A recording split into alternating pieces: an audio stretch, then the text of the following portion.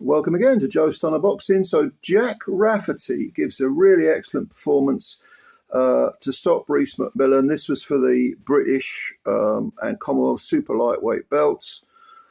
And it ended in the seventh round. And it was really a systematic sort of chopping up of an inexperienced opponent, because MacMillan came in with 17 wins, one defeat, which was a stoppage early on in his career. I think in his fifth fight, he got stopped by a guy, by Adam Little, actually, with 17, who had 17 wins and two defeats. But so that was a jump too quick. And this was also a jump too quick. You cannot, because it almost, well, I think just about every one of his wins, with the exception of a 10-round decision over Kane Gardner, which was his last fight, that was at the tail end of last year, every one of them had been against a journeyman.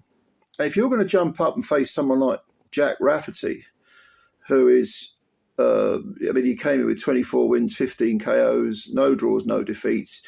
He was last seen beating Henry Turner in 9 rounds. Henry retired after 9 rounds. That was a good fight, actually. And Henry was undefeated at the time. And he's just fought much, much better men. So you're facing a guy with, 24 wins, relatively high KO percentage, and you're preparing by fighting journeymen. It can't be done that way. And MacMillan had to take the fight. I mean, he's 29 years old. But it didn't surprise me that the fight went the way it did. But let's take nothing away from Rafferty. He really did dissect the guy very, very clinically. He was the defending champion. He had both these belts, the British and the Commonwealth. Now he's defended them both. I think he can maybe move on to the European, or maybe he wants to stick around and win a Lonsdale belt outright. That's always a really beautiful trophy to have in your cabinet for life, to show your grandkids and all that sort of thing. But he's a good fighter. I like Jack Rafferty a lot. I think he boxes very sensibly. He doesn't do anything flashy, but he does everything well. He seems to have a good engine. The 12 rounds, I think he can do it. He looked great against Henry Turner, and he picked up where he left off. He looked really good against MacMillan. Reece MacMillan didn't seem to have a lot of self-belief. He was like there. It was unknown territory, a 12-rounder against a guy who holds 2 belts. He didn't look like he could really, do anything. He didn't seem to have any idea about how he was going to go about winning this fight.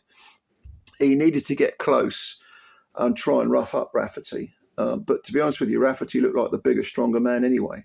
So even up close, I suspect that Rafferty would have been able to handle any sort of pressure. But MacMillan just wasn't putting that pressure on. He didn't seem able to. He was trying to get up close. On the occasions he did, Rafferty just moved his feet, got out of any hint of trouble. Not that there was much of a hint of trouble. MacMillan seemed to be caught in that sort of no man's land between long and mid-range, and then the jab was very good from Rafferty, but it was in the middle round. Certainly by round 6, he was banging very, very well to the body, Some good left hooks in there, and MacMillan was really feeling them. You could tell he was feeling them.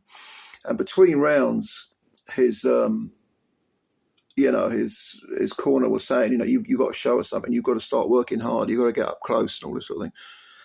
And he looked kind of, sort of a little bit down, disconsolate, and as if he just didn't really know what to do. And if you don't really know what to do, you haven't got any tactics in your head, it can be a long, long night, and that can demoralise you, because you can think, well, I know I have to do this, but how do I do it? Well, in the 7th round, Rafferty, again, lovely, controlled, structured work, was, again, chopping to the body. Every time he hit to the body, MacMillan felt it. You could visibly see he felt it. And then I think it was a big right hand, Rafferty's orthodox fighter, big right hand, which sort of stung MacMillan. He skidded onto the ropes. Rafferty was sort of started to let his salvos go. And the towel came in just as the referee stepped between the two fighters. So it was a sensible decision, I think, and Jack Rafferty moves on. Not bad. Commonwealth, British titles, great thing to have in the record books, great thing to tell your kids and your grandkids. And he's 29 now, so yeah, he's probably not going to get any better, but he is very, very good. So what do you think? What do you think of Rafferty? I like him. I think Jack Rafferty's a good fighter.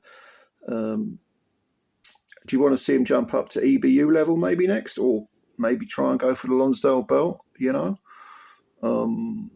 be interesting to see where he goes. We're talking 140, you know, super light. So yeah.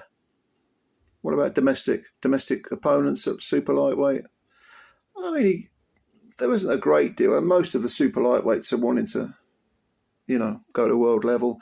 That might well be the route that Jack Rafferty will take, but he's with Frank Warren, so he'll get opportunities. Don't be surprised if you see him further down the line on one of those Riyadh cards. You just don't know, do you? You know, maybe Frank will get him a world title shot. Maybe he'll try and do the quantum leap. We shall see. But leave your comments below. If you like the video, please hit the like button, and if you liked the video, also hit the subscribe button because you help us out. Takes a second, costs you nothing, and you're helping us out. Thank you very much for your time as always, and a couple more fights to come tonight, including the big one between Chisora and Wallin. So stick around, and bye for now.